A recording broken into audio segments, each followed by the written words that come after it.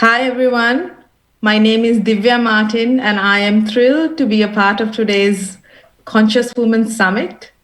A brief introduction about myself. I have been a part of the Shenomics team for many years now, and this summit has been a dream that I am so proud to see come alive today.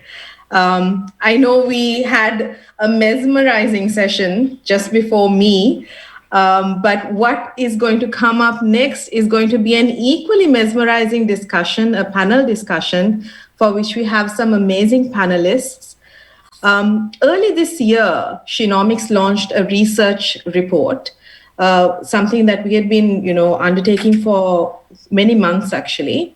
And as part of that research report, a very interesting insight that we got was that for women to really feel like they are a part of a work culture that supports them and that allows them to thrive, psychological safety was a huge element of that.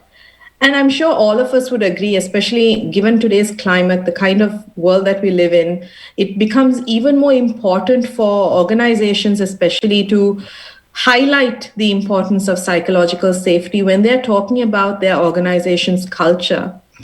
So today we have with us leaders from various industries, leaders in their space who are going to be talking about how they've been navigating this whole element of psychological safety in their own organizations and what they see coming up when they do this, right?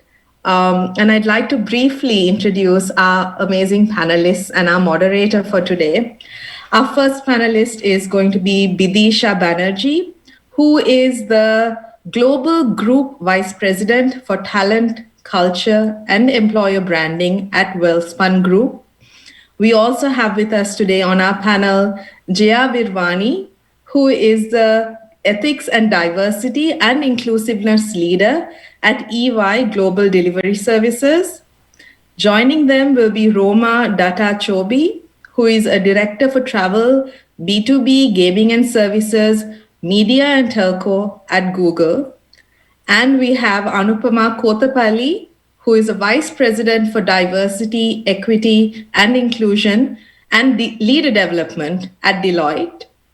And of course, we have the amazing Nandini Sarkar, who is the head of, who's a Global Equity, Diversity, and Inclusion Leader for India at Boeing, who will be moderating the session for us today.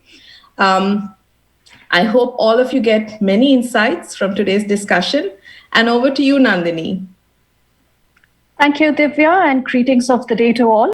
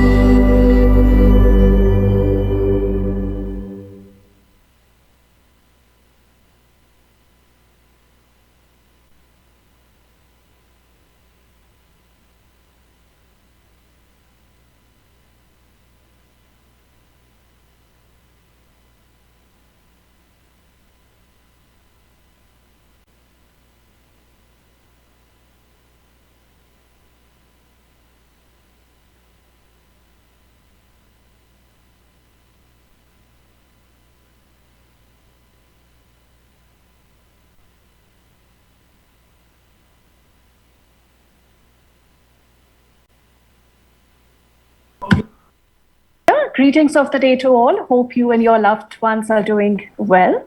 Thank you for joining us in this conversation on conscious inclusion, building psychological safety.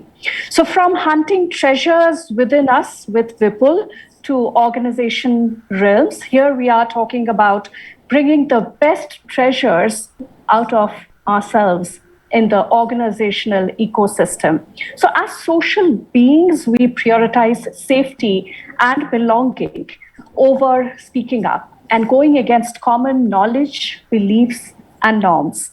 Over a period of time, employees get comfortable with status quo and with not taking risks. It simply feels easier to agree. On the other hand, psychological safety ensures that diverse thoughts, ideas, knowledge are welcome and that employees don't need to sacrifice these for fear of retaliation, being judged, or rejected. This eventually leads to improved learning, innovation, increased engagement, growth behaviors, and overall improved organizational performance. The concept of psychological safety, as defined by Amy Edmondson, is instantly intuitive and appealing. It is the shared belief among a group of people that it is safe to speak up and take risks. Are workplaces actively encouraging employees to speak up? Are you creating a psychologically safe culture and workplace?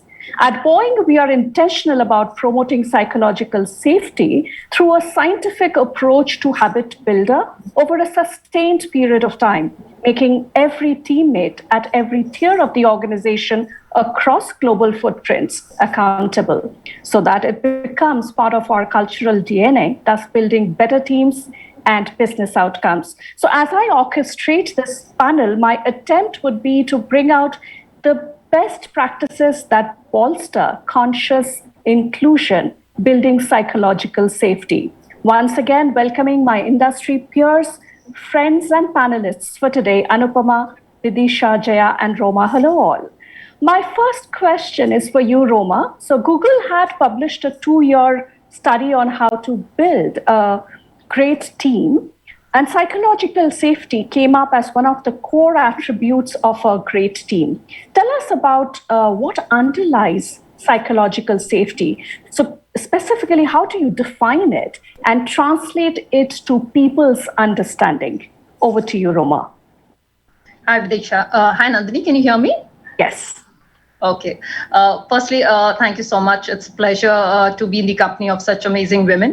It's rare. And I hope it becomes a more common thing in India in the future. Now, coming back to your question, let me give you a little bit of background on the study for us to understand why psychological safety is the most important thing when we talk about building strong teams or effective teams. So the study that you were referring to was done over a period of 2 years across across the globe. We studied about 180 teams. And the goal of the study was really to figure out what skill sets, the perfect mix of skill sets and traits required to build a super stellar team. And the anticlimax of the study was that the people who were doing the study realized that it's really not who's on the team that matters. It's really how the team interacts with each other matters, and that really was the most important finding of this 2-year study, right? And when we talk about teams, I know when I read the results for the first time, I was like, why psychological safety so important? There were other things which were important, like say structure and clarity. Do we know what our goal is? Do we have execution plan, meaning, purpose, impact, dependability, and those kind of things? So those were important, but psychological safety really stood out. And the reason for psychological safety to stand out and be the like front runner, the most important ingredient, was that you've already spoken about, that you innovate and you create really amazing things when you are able to take risks, and you take risks when you have a safe space where you don't have the fear of judgment. No. So many, all of us in this room and our audiences, I'm sure, will relate to this. I've been in many forums where I've not asked a question because I felt that maybe I'll sound stupid or ignorant, right? And it happens in our day-to-day work also. In the current times that we live in, with the whole impact of pandemic. And I know we have a very, very diverse panel here with very different industries. Some industries are booming, some industries are struggling. But for everybody, one common thing is disruption today, right? What got us here will not take us forward. And from that factor also, psychological safety then becomes the most important thing for people to be able to take risks. Now, it's very simple to explain psychological safety, and Nandini, you've already done that. So I'm going to just repeat what you said, right? Psychological safety is the ability for every team member to feel safe, to talk about their ideas, their concerns, their fears, their failures, without having a fear of any negative consequences or judgment or criticism and so on and so forth. Very simple to describe, but obviously very difficult to measure, very difficult to establish a 100% psychologically safe environment. I can go deeper, Nandini, if you want, in terms of what we're trying to do in Google to build psychologically safety. But if you have any follow-up questions, I'll be happy to answer that as well. Sure. So just let me kind of roll the conversation. You brought in an interesting word here, and that's a buzz, which is disruption. And we know that the pandemic has disproportionately impacted women and marginalized groups across the globe. So I'll shift the lens on Anupama at this point in time. And we know that the pace of future of work has scaled up manifold to hit us even well before the expected time. And now we are into conversations and predictions around return to office. Flexible and hybrid work models are here to stay. So where personas of roles and people are being assessed within the organizational fabric. So I'm coming to you, Anupama, here, and I'll keep some of the questions parked for you, Roma. What are some active measures, Anupama, that one can put in place to ensure their psychological safety as we try and keep a closer lens on women in the workforce, especially the post-COVID hybrid world? Thanks, Nandini. I hope you can hear me. Yes. And thank you for this opportunity. I would actually look at this question in three folds, actually. Maybe a glimpse into what is psychological safety, what is a hybrid model of work, and what are maybe two or three things that we could do actively to ensure that women and maybe even everyone else is able to adapt to the new normal, right? So psychological safety, we've been speaking about this. Each one of us have added our thoughts. I think it is to have no fear to express. And if you're looking at the new hybrid workplace, then this is approvals and acceptances to work from anywhere, right? So if we're looking at what are some of the things we could look at to ensure that there's no fear when you are working from anywhere, then the first thing is, I think we should be looking at inclusive safety.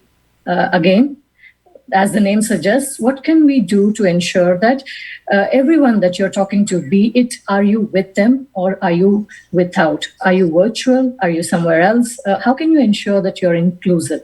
One thing to do is to be engaged. You be engaged and make sure that the others are engaged. Call out names, make sure that you're seeking input, make sure you're giving input, make sure you're there. As simple as that. Just be inclusive, right? Something else is micromanagement. When you look at work, we all want outcomes. We all want to get work done. But I think in the new normal, what we need to understand is you cannot micromanage. Get the what out there, get the why out there. Don't focus on the how, because leave it to everyone. You never know where they are. You never know what's happening in their lives. You never know what is going on around. So don't focus on the how. Focus on the why and the what. The last thing that I at least try and see that we should be looking at when we look at hybrid models and ensure that we don't have any fear is empathy. Beaten up, oversensitive, sensitive skill, but really required. We are not together, but we are in this together. I think we need to be able to look at that. So that's what I thought. Brilliant. And I'm taking the cue of inclusive safety from you, Anupama, and coming to you, Jaya. So when we talk of conscious inclusion, equity lens is applied as we continue to instill a sense of belonging. So these are seemingly two critical components we promote to create a level playing field. And we all have seen a differing starting point in our career paths, which is very unique in nature. As D&I practitioners, we would agree that equality cannot be attained unless equity is set to be the leveler. So belonging is a core value in EY. How do you establish and measure that? And how do you assess improvement over a period of time? Nandini, thank you. And thank you for having me, Bhavna. It's always a pleasure. I want to go back a little bit to, before I respond to the question of belonging, I want to go back to, the cultural and geographical aspect of living, growing up in India, studying in India, and the culture that we grew up with of conforming, of not speaking up, of not expressing your view or your point of view, or not expressing, what's going on in your mind. And then you have, the collective versus the individual outlook. All of this plays a huge or significant part in how we are inclusive at work. How do we understand inclusive behaviors? And that is where the challenge comes. So I think as organization, changing behaviors takes time. It takes a lot of effort. It starts from the top, but you have to do it across. So it has to trickle right down to the person who comes in, and regardless of positional power, understands that inclusive behavior leads to a culture of inclusion, belonging, engagement, retention, innovation. And the challenges are many, but we've started the conversation a couple of years ago. I think we were one of the first to start the conversation of belonging and talk about the link between belonging, inclusive leadership, and how the more inclusive you are, the more the sense of belonging, and vice versa.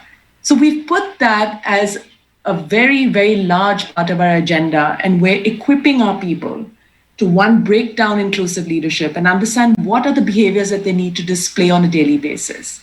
So whether it's being aware of your own preferences and biases, whether it's, not listening to only the loudest person in the room or the senior most person in the room, being able to have everyone contribute effectively and share their perspectives and opinions. So all of these go into creating that sense of belonging. It takes time, it takes work.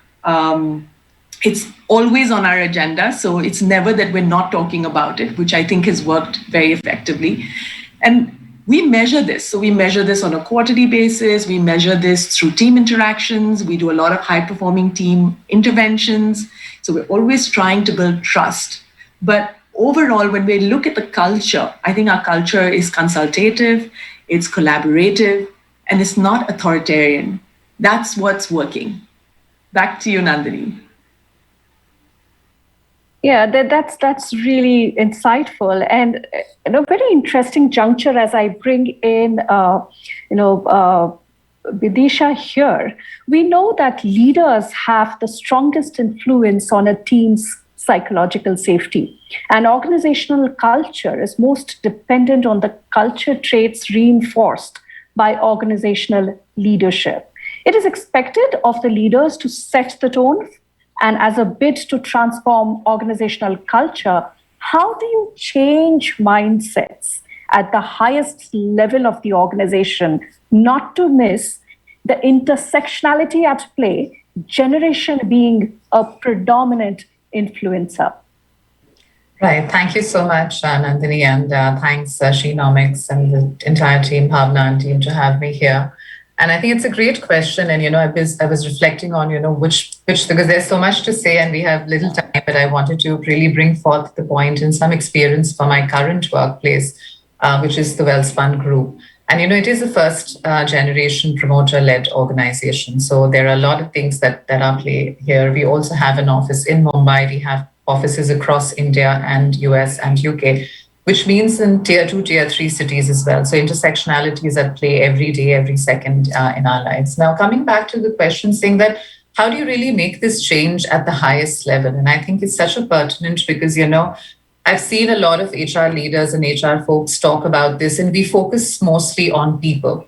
But I've realized that, when you're talking to somebody who's sitting at the helm of affairs, when you're talking to people who are actually running the business day to day, unless you show them the link, of really what you're doing and how psychological safety actually has an impact on the business outcomes, right? It's a little difficult to sort of get this entire concept understood.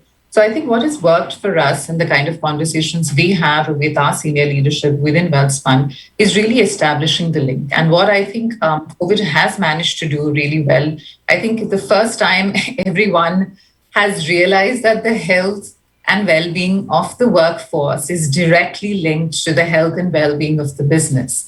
I think never ever before was this realization so pertinent. I don't think, we've always felt, yes, something can happen, something can go wrong. But I think this last 2 years has taught us that, if you don't take care of your people, your stakeholders, your business will not be able to thrive if your people are sick mentally or physically. So I think that gave us a room for a lot of conversations.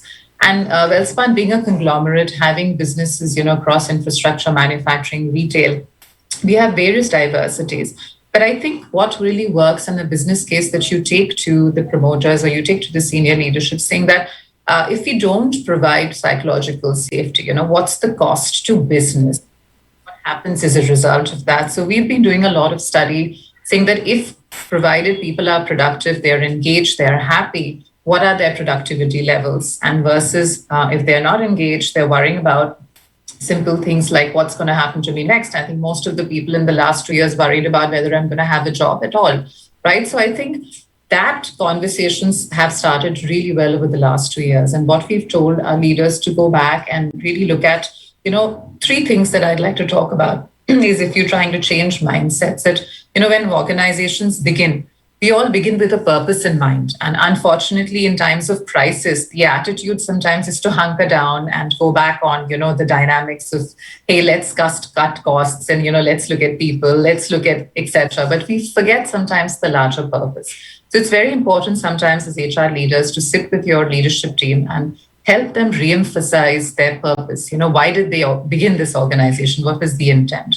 Also re-emphasize who your stakeholders are, because sometimes the business folks, their focus is typically on the customers. But if you want to serve customers and you don't have a workforce that's healthy and happy and mentally, stable, it will impact your outcome. So, realigning your stakeholders, it's not just your customers, but it's your employees, it's your shareholders, your society, and your community as well.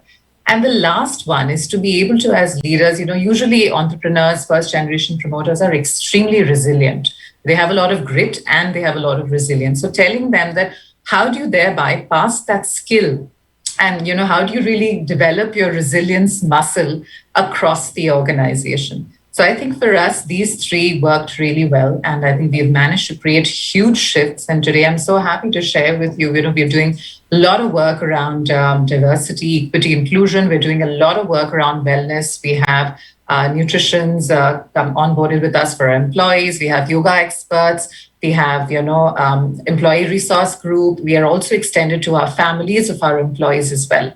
So I think this is how I'm sharing a small snippet of my personal case study in Welspun about how I've been managed to change the mindset. Probably that was prevalent, not seeing the link as much as what it did. Sorry about that. I have a bad voice today. So not to worry. And thank you for asking that question. That was really insightful again. And yes, mental health and well-being has literally taken the center stage, especially with the coming of the pandemic. And as we kind of brave towards a brighter tomorrow, hopefully very soon. Let me turn to Roma here. And I wanted to bring up 2 very interesting aspects from the Google's top team's success, rather the secret behind Google's top team's success. And one is celebrating failures, and another is fostering a no-blame culture. Could you throw some light on these 2 aspects, Roma? Sure, Nandini. And before I do that, I think, I love what Bidisha said about, unless and until you really link it to business outcomes, and I realized I'm like one of the few from the business side on the panel, unless until you really link it to better decision making, better higher revenues, better innovation, and you don't show that to the leadership and the team, things are not going to work. So Bidisha, that's a great point, and completely endorse it, being on the other side of it. So, and only the two things that you spoke about, right? I think psychological safety, fear of or celebrating failure, and no blame. These are all connected. And I'm going to go back to what I said, the times that we live in, right? And I'm going to have a little more business angle here because that's what I do. So in today's time, if we have to really move forward, and I work across industries, right? Some of the industries are really thriving in this pandemic, and there are industries which are struggling.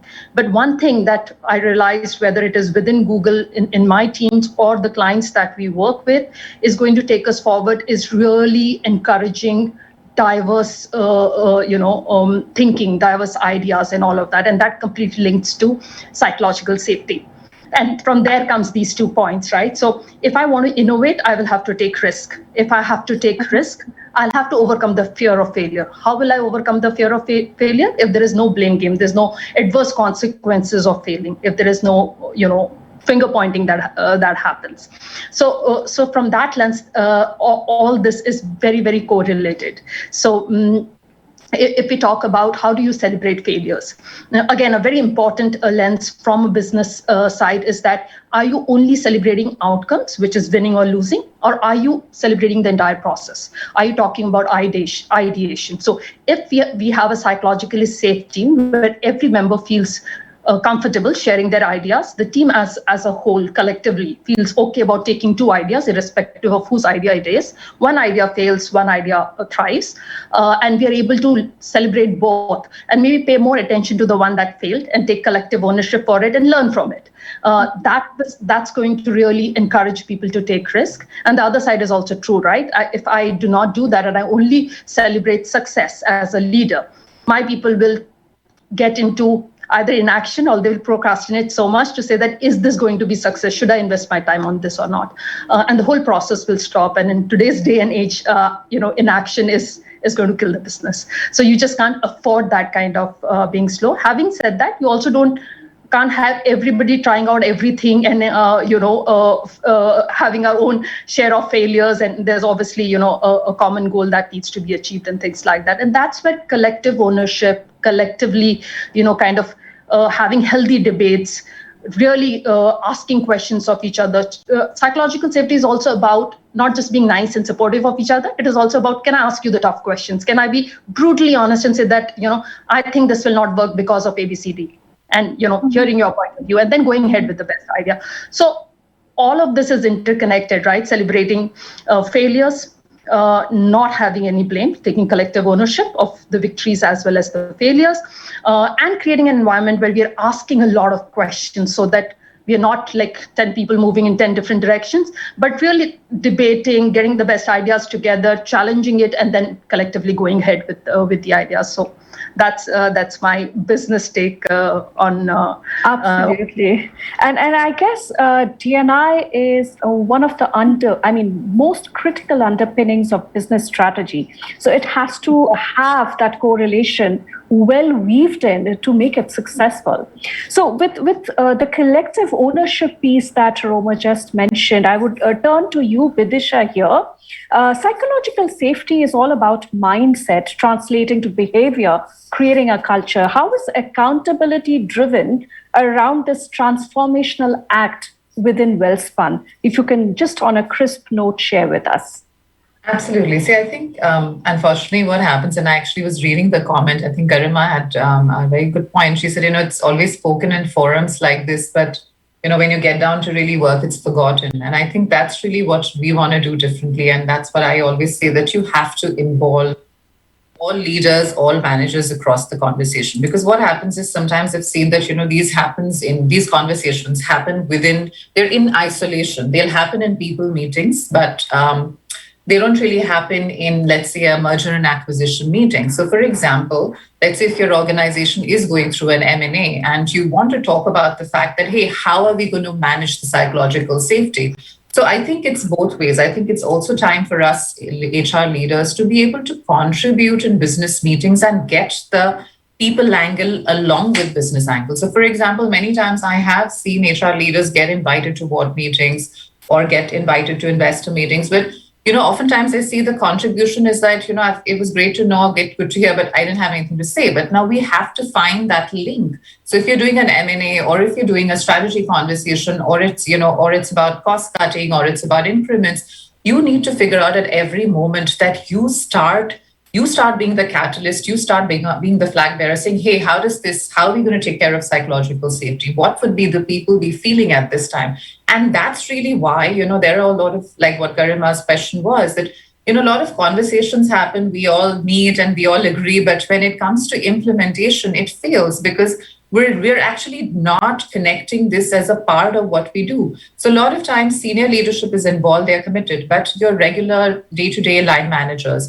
people for me, like people who work in Anjar, in Kutch, or people who are in Mandya, or people who are in Bhopal, what do they really understand about psychological safety as managers, right? And sometimes making great presentation doesn't work, Nandini. I've seen with people like that, especially blue-collar staff, you got to speak their language. So what we do is we do a lot of theater, street plays. We do a lot of music. We do a lot of art. That's where we start talking to people that, hey, this is the role that you also play as a manager. It's not just to meet targets and numbers and sales, operations, efficiency. Because if you don't take care of your people, and if they're not feeling comfortable to share or getting their whole selves to work, they're not going to be able to help you meet those targets and numbers. So I think that to make this happen, we need to start talking about this not only at senior levels, but at every level in the organization.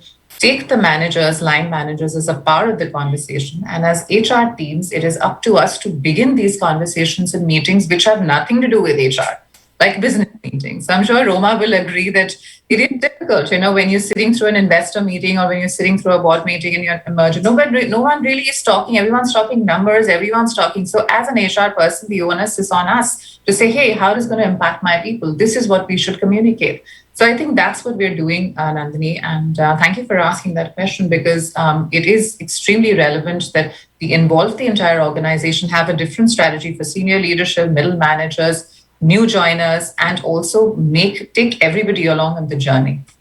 Absolutely. And equity, diversity, and inclusion interventions are never off-the-shelf interventions. They need to be custom fit. And so well brought out, Bidisha. Thank you for that. Coming to you, Anupama, you believe in equity and talk about fostering strong business relationships. How would you rate these two in the scheme of being enablers for promoting psychological safety? I would like to first call out that, it was really great listening to the panel, and we're all talking the same things. We're talking about diversity and inclusion and how this leads to business outcomes. And I think it's good to know that we all have amazing best practices that are happening. In Deloitte, I think at least we look at activating equity a lot. So I'll take a step back to what do we mean by equity? We're looking at understanding, acknowledging, and supporting the uniqueness within diversity.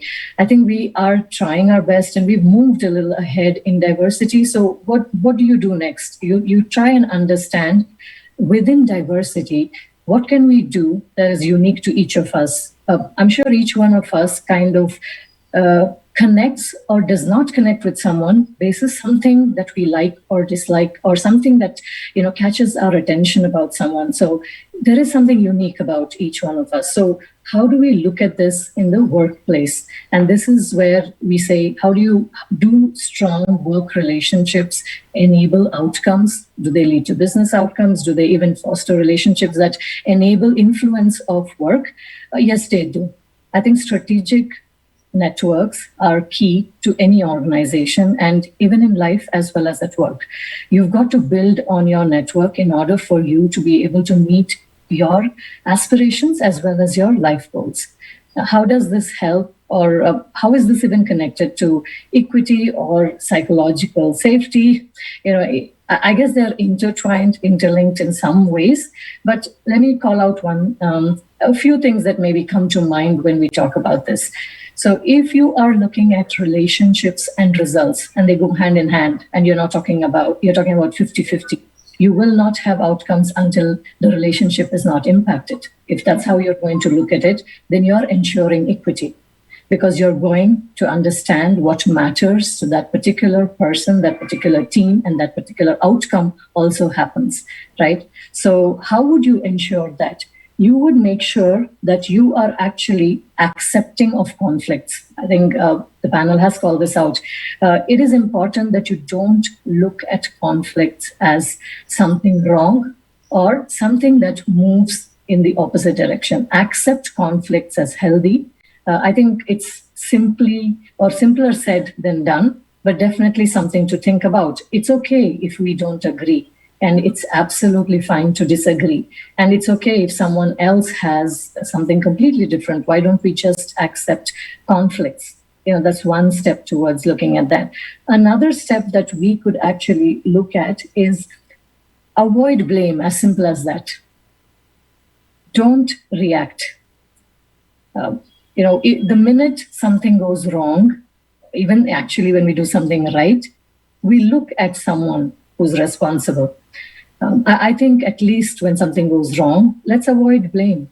Let's look at course correction. Let's look at taking things forward. Let's look at, and then, because everyone knows what they're doing and they're aware. If there's a blind spot, it'll come out. But let's stop blaming. Simple things like accepting conflicts, stopping to blame ensures that you're giving enough to relationships as well as results. And I think one important thing that everyone's been kind of talking about is, if you do something, can you measure it? So put your psychological safety measures in place. Regularly check with your team, with your stakeholders. Was this okay? Instead of asking how you're doing, why don't you say, how are you feeling? Just start with that. And sometimes I realized when somebody asked me, how are you feeling? It felt very awkward. I was like, what are you saying? I'm here to get this job done. And why are you asking me how I'm feeling? It kind of used to make me wonder, what is this question? To realizing that we've moved so far ahead in getting things done that we don't actually look at, how we feel. And if we start to be human and just say, how do you feel? I think it's a good starting step to, making people have no fear to express. That's so well said. And it all takes time. It sounds so simple. It sounds so common, but it really takes an intentional effort to reach that point. So my last question here is for Jaya. You have led D&I and now have taken on ethics into the folds. There's a critical point of integration between these two proactive and reactive arms of organizational culture building. How do you see this unfolding? I think that the conversation, like you said, is very linked. The roles interestingly blend in. I think maintaining and ensuring that on a daily basis, people are aware of the actions and the implications of those actions, as well as living our values on a daily basis. How are we able to explain those values in our interactions? How are we able to reinforce the behaviors that we're looking for? How are we ensuring that our focus on inclusive leadership is not only on behaviors, but also on our policies and processes? And just as an example, today our parental leave, our adoption leave, our commissioning leave is available for all employees, regardless of gender identity. And I think these are, so how do you remove any unintended barriers to inclusion? And I think that's what we've really managed to do well. We've, of course, I always say we've got miles to go before we sleep. But I think the conversation, even from a learning development perspective, when you're getting people in a room, when you're engaging with leaders, we're focusing on authenticity, we're focusing on vulnerability, we're focusing on the emotional connection. So these are some of the things that we've started talking about, in the last, I wouldn't say, I think the pandemic has been definitely a huge influencer, but for us, we've been talking about it for a while.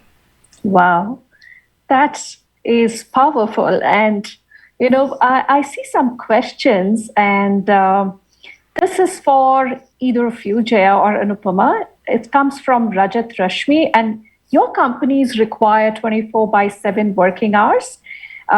Being a CA, I had to decline working in EY at one point in my career. How do you justify inclusion?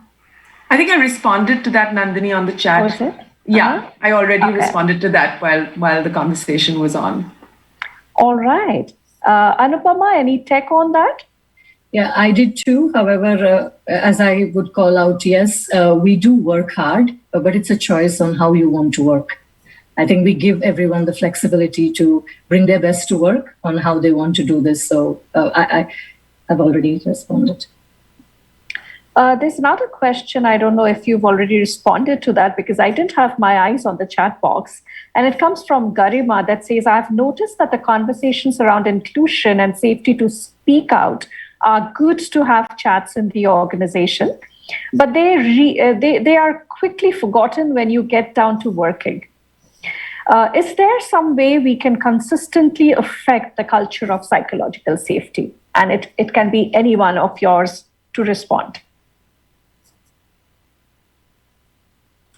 So Nandini actually did respond to that while I was answering my question, saying that it can't be just restricted to the top leadership, but it has to be organically weaved into every conversation, every meeting, and managers, making them aware. And I gave an example to creatively, rather than doing presentations and training, what we do and what has worked for us is doing street plays, theaters, making them aware of what is psychological safety and how it is linked to business. See, because a lot of times, some of us genuinely feel that this is hygiene, but many people, many folks, they don't resonate with that. So a lot of times it's not the fact that they don't want to, but sometimes they're just not aware of it. So making them aware of it, through mediums that they relate to, they understand, simply by using maybe theater, art, talking to them, telling stories about how organizations who had psychological safety, showing them case studies and data that had a direct link with business outcomes, and organizations have. In fact, there is a lot of study. I think the McKinsey report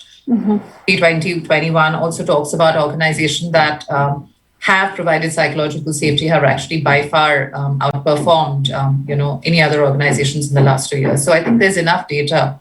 So it's just about our HR folks and all of us to sort of take this and make this organic. Thank you so much. And before we wrap, we'll do a rapid fire with all of you. And allyship remains one of the best mantras to lead with inclusion. Your one-word take on allyship to build psychological safety. We'll start with you, Roma.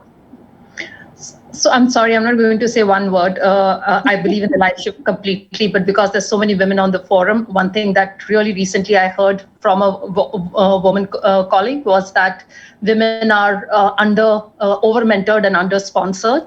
So allyship is fine, but I think as leaders, a lot of sponsorship for women and understanding the difference. I'll bring you in, Jaya.